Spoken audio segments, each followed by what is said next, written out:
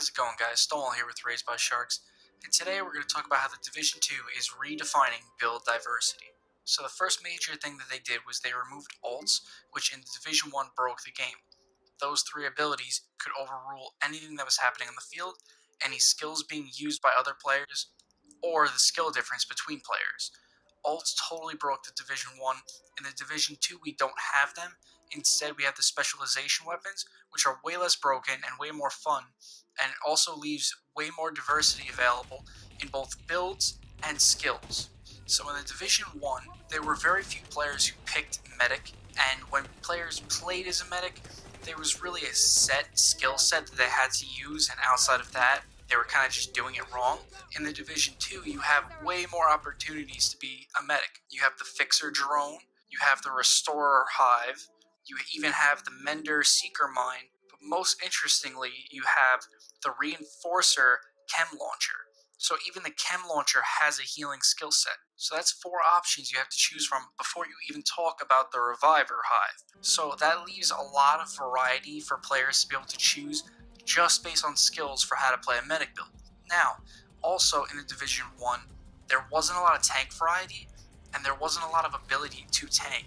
In the Division 2, they solved that by creating a lot of tank abilities, from the Riot Foam to the Defender Drone, and the ability to maintain area of effect skills that eliminate the enemy from being able to access certain parts of the map, pushing them towards the players you want. Now, also important to a tank build is your ability to either draw aggro or suppress the enemy so that way your DPS players can get into position and kill.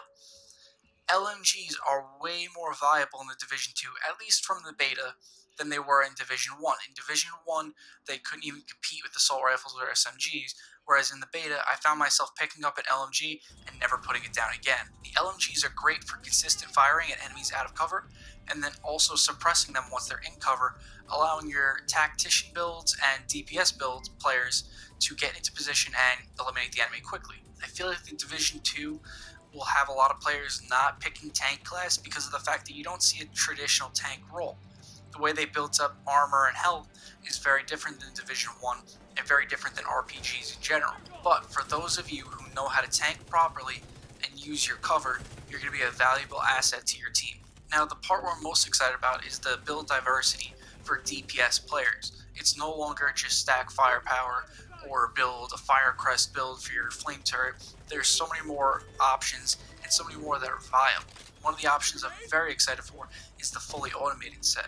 There's a possibility of using a combination of turret and drone where you pop them both and you don't have to control them. They control themselves and fire for you. In fact, the drone even goes out of its way to keep line of sight with the targets. If you run that style, you can just build up your skill power and then focus on weapons that don't really need too much aggro, so that way you can try to stay in the back, stay out of the way, let them do the main dirty work, while you just pick away with rifles or snipers, or even just focus on staying alive. The other build that I'm most excited for is the Mender Seeker Mine, along with the Fixer Drone, because you can just press right bumper, left bumper, you're good to go, and it'll stay on your allies. You can even combine it with a tank build and coordinate with your team, so that way you can have a Defender Drone, a Healer Seeker Mine, and a Healer Chem Launcher, all aimed at one guy. So that way if there's some sort of objective that requires your team to get to a certain location or activate a button or something in a certain amount of time, instead of dealing with the ads, you might be able to use build diversity in Division 2 to kind of loophole your way around it and just let your guy, if he builds up on HP and stamina, all that kind of stuff, and armor, and then you just use your skills properly to let him run through the crowd, press the button, and objective complete. Now, the last thing I wanted to talk about was pretty obvious because it was part of the Division 1, and it's going to be part of the Division 2, but the reason I'm bringing it up is because it's even more so than in the original. The Division 1 did a good job of having diverse builds with armor, mods, weapons, weapon mods, all that kind of stuff.